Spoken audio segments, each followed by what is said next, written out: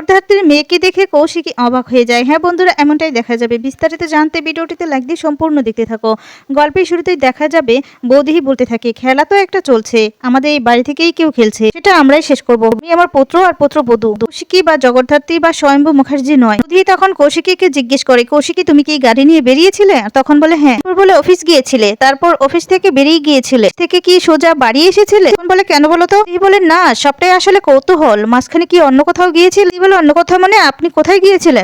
তখন বলে উনি বোধহয় আশ্রমের দিকে গিয়েছিল। এটা শুনে চমকে যায় মেহেন্দি উৎসব। কৌতূহল মনে হচ্ছে তাহলে ওই আশ্রম ঘিরেই। এ কথা বলে সেখান থেকে বৌদি চলে যায়। স্বয়ম্ভু তখন বলতে থাকে, বৌদি ওরা কি বলে গেল, তুমি আশ্রমে গিয়েছিলে? তখন বলে স্বয়ম্ভু প্লিজ তুমি ওদের কথা ধরো না, দেখে বরং তুমি ওই লোকগুলোকে খোঁজার চেষ্টা করো যারা অসহায় পেয়ে জগদ্ধাত্রীর অপারেশন থিয়েটারে এমন কাজটা করেছিল। এই অপরাধীদেরকে খুঁজে বের করো, এটাই হবে জগদ্ধাত্রীর সেরা উপহার। আমাকে খুঁজে বের করতেই হবে, বুঝতে পেরেছো? স্বয়ম্ভু বলে আমি তো খুঁজে বের করবই, তুমি নিশ্চিত থাকো।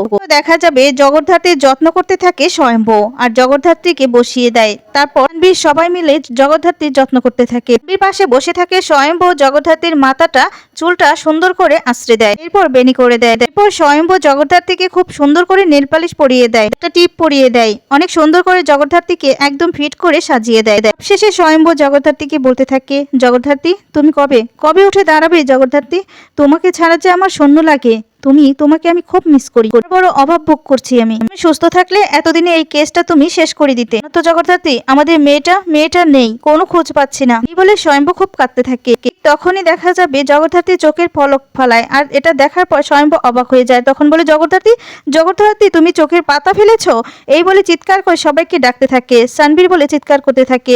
ঠিক তখনই সানবীর আর কৌশিকী চলে আসে। সানবীর আর কৌশিকী এসে বলতে থাকে, কি হয়েছে স্বয়ম্ভু? তখন বলে বর্দি এই মাত্রই চোখের পাতা ফেলেছে জগদ্ধাত্রী। তখন বলে কি বলছো কি?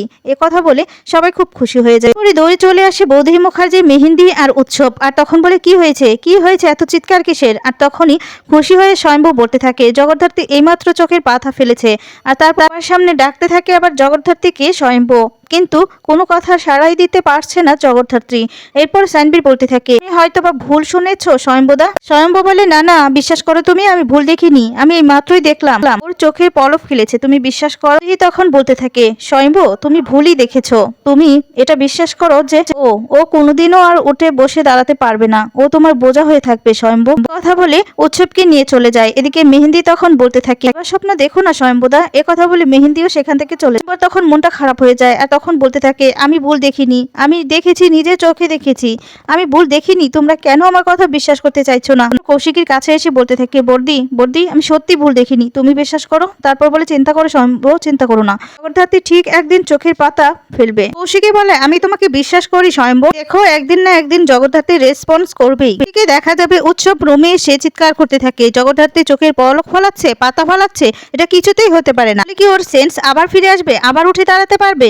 আর তখন এদিকে মেহেন্দি বলে, আমি তো সেই ভয়টাই পাচ্ছি, যদি জগদ্ধাত্রী একবার উঠে দাঁড়ায় তাহলে সব খেলা শেষ। বলে কেন মেহেন্দি, কি খেলা মেহেন্দি? তো সব শেষ হয়েই গেছে, আর নেই, কেউ ওকে তুলে নিয়ে গেছে, বাচ্চাটাকে খুঁজে পাওয়া যাচ্ছে না। মেহেন্দি তোমাকে আমি একটা কথা বলে দিচ্ছি, এই মেয়েটাকে নিয়ে কেউ খেলা খেলছে, দেখো তুমি, কেউ তো খেলা খেলছে। তখন বলে মাঝখান থেকে খেললে কেউ কিচ্ছু করতে পারবে না, আমি তোমাকে বলছি। উৎসব তখন বলে কি করবে তুমি লিগেল পেপারস গুলো দেখেছো? সেখানে স্ক্যান করে বলা আছে, আমাকে না সেখান থেকে পরিষ্কার করে বাদ দেওয়া হয়েছে, নিজে সমস্তটা দেখেছি, তাদের হাতে আর কোনো পাওয়ার নেই মেহেন্দি। কোনোদিন দুর্গা মুখার্জি ফিরে আসে তাহলে সবকিছু তার। যদি জগদ্ধাত্রী কোনোদিন সুস্থ হয়ে ওঠে, ও যদি আবার সুস্থভাবে জীবনযাপন করে তাহলে তো আর সবকিছু শেষ।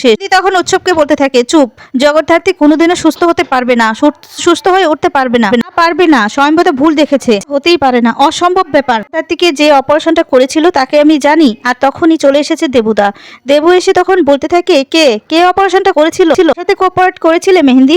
তখন ভয় পেয়ে যায়, উৎসবও ভয় পেয়ে যায়। আর তখন বলে কি হলো উৎসব? মেহেন্দি তখন বলে, দেবুদা আপনি আড়ি পেতে আমাদের কথা শুনছিলেন? দেবু বলে না মেহেন্দি, আমি কোনো আড়ি পাতিনি, আমি এদিক দিয়ে যাচ্ছিলাম তখন শুনতে পেয়ে এসেছি, এত উঁচু হয়ে কথা বলছিলে, উচ্চ গলায় কথা বলছিলে যে বাহির থেকে সবটাই শোনা যাচ্ছিল। ওগুলো বাদ দাও, কিন্তু অপারেশনটা কি করেছিল? হিন্দি ডাক্তার প্রমিতার জায়গায় কে ছিল বলো?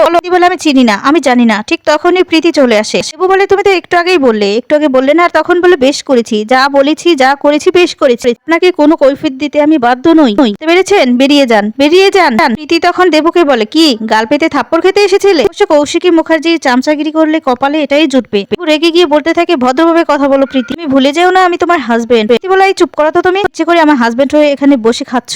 আমার মেয়ের বাবা তুমি কোনোদিনও হতে পারবে না। হ্যাঁ, হতে পারবে না। আমি ওকে শিখাবো, ও তোমাকে ঘৃণা করবে। আমার লাইফটা তুমি হেল করেছো, আমি তোমার বাকি লাইফটা হেল করবো। তখনই সানভীর চলে আসে। সানভীর এসে বলতে থাকে, ভাইয়া, দেবুদা, আরে কখন থেকে তোমাদের আমি খুঁজছি। সব বলে, কেন? আর তখন সানভীর বলে, আরে বাবা, কাকন ওখানে রিহার্সাল দিচ্ছে, স্কুলে তো ওর নাম দিয়েছে না, তাই ও এখন বাড়িতে রিহার্সাল করছে, প্র্যাকটিস করছে, চল না সবাই চল। তখন মেহেন্দিকে বলে, কি হলো, তোমরা সবাই যাবে না? যে এখনো দাঁড়িয়ে আছো? আর তখন দেবুদা বলে, সানভীর চলো, আমি যাবো, চলো।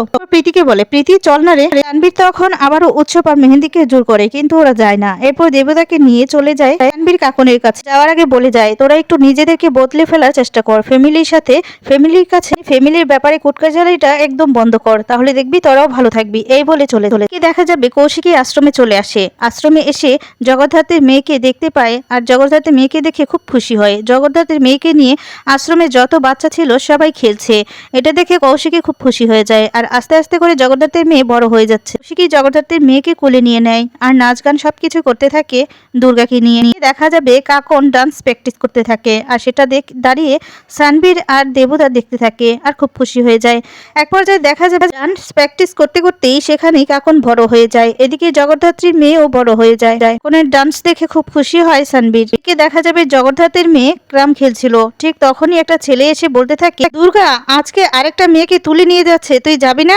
ঠিক তখনই দুর্গা এ কথা শুনে সেখানে আর থাকতে পারে না, দৌড়ে ছুটে চলে যায়। এদিকে দেখা যাবে কিছু লোকজন একটা মেয়েকে তুলে নিয়ে যাচ্ছিল, ঠিক তখনই জ্যামে রাস্তায় পড়ে যায়, আটকে যায়। আর তখনই গাড়ি থেকে নামলেই দেখতে পায় দুর্গা, আর দুর্গা তখন সেই ছেলে মেয়েগুলোকে মারপিট করে মেয়েটাকে উদ্ধার করে। এদিকে দেখা যাবে কৌশিকীও চলে আসে, আর কৌশিকী দেখতে পায় জগদ্ধাত্রীর মেয়েকে, দেখে খুব খুশি হয়ে যায়। আর তখন বলতে থাকে, একদম ঠিক, মায়ের মতো হয়েছে, সব কিছু, স্বভাব, চরিত্র, চেহারা সব কিছু মায়ের মতো হয়েছে, অন্যায় দেখলে থাকতে পারে না, মারপেট করে। কৌশিকী দুর্গাকে দেখে খুশিতে চোখ দিয়ে জল পড়তে থাকে। এরপরই দেখা যায় কৌশিকী ফোন করে আশ্রমে কালবোস মামাকে, আর তখন বলতে থাকে, দুর্গা কোথায়? না, দুর্গা তো দেখছি আজকেও রাস্তায় মারপেট করছে। আর তখন বলে, কি করব বলেন তো, তো আমার কোনো কথাই শুনছে না, যেখানেই অন্যায় দেখেছে সেখানেই ছুটে যায়, ও তো কোনো কিছুতেই মানবে না, ও সেখানে মারপেট করবে, অন্যায় দেখলে ও ঘরে বসে কিছুতেই থাকবে না। এই কথা শুনে কৌশিকী হাসতে থাকে। কৌশিকী তখন বলতে থাকে, জগদ্ধাত্রী 4 হাতে মারপেট করতো, এখন আপনার দুর্গা 10 হাতে মারপেট করছে।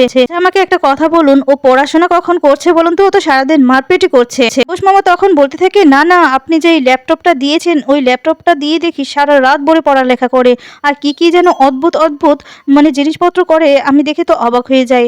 আমি যদি কিছু বলি আমাকে এমন কথা বলে, আমি তো অবাক হয়ে যাই। কথা শুনে কৌশিকী হাসতে থাকে। এখন আমাকে পর্যন্ত পাত্তা দেয় না। কৌশিকী বলে, বুঝতে পারছি, খুব ভালো করে বুঝতে পারছি। কালবোস মামা বলতে থাকে, কিন্তু ওকে কবে ওর মায়ের কাছে নিয়ে যাবে? ওর অধিকার দিয়ে কবে মুখার্জি বাড়িতে ফিরিয়ে নিয়ে যাবে? এত কাল ধরে মানুষ করেছি, আর পারছি না, তো বয়স হচ্ছে, ক্লান্ত লাগে। কৌশিকী বলে, চিন্তা করবেন না, ঠিক সময় মতো ওকে মুখার্জি বাড়িতে নিয়ে যাবো। আসলে কি বলুন তো, দুর্গা যে বেঁচে আছে না, এটা যদি আমাদের পরিবারে কেউ জানতো না, তাহলে ওকে মেরে ফেলতো। কালবোস মামা বলে, কিন্তু ওকে তো এখন দেখলে চিনতে পারবে, কারণ ওর চেহারা তো অবিকল ওর মায়ের মতো, কোনো অমিল নেই, জন্য জগদ্ধাত্রী। আর তখন বলে, ঠিকই বলেছেন, অবিকল জগদ্ধাত্রী, চিন্তা করবেন না, এই বছরের জন্মদিনে ওকে মানে দুর্গাকে, আপনার দুর্গাকে মুখার্জি পরিবারে নিয়ে আসবো, কিছুর মালকিন হবে, ও নিজের হাতে কোম্পানি চালাবে, সমস্ত কিছুর দায়িত্বভার নিজে গ্রহণ করতে পেরেছেন। এ কথা শুনে তখন খুশি হয়ে যায় কালবোস মামা। তখন বলতে থাকে, তখন সবার ছুটি, আপনার ছুটি, আমার ছুটি। কথা বলতে বলতেই চলে আসে জগদ্ধাত্রী মেয়ে দুর্গা, আর দুর্গা এসে বলতে থাকে, বুড়ো, এই বুড়ো। আর তখন বলে, ওই তো চলে এসেছে, আচ্ছা আমি ফোনটা রাখি, এই বলে ফোনটা রেখে দেয়। আর তখন কালবোস মামা বলতে থাকে, সারাদিন কোথায় থাকিস বলতো? আর তখন বলে, আমার এলাকা থেকে মেয়েকে নিয়ে যাচ্ছিল, তাই দিয়েছি ইচ্ছে মতো, দেওয়া দিয়েছি না একদম। তখন কালবোস মামা অবাক হয়ে যায়। তো বন্ধুরা, আজকের আপডেটে কেমন লেগেছে কমেন্টস করে জানিয়ে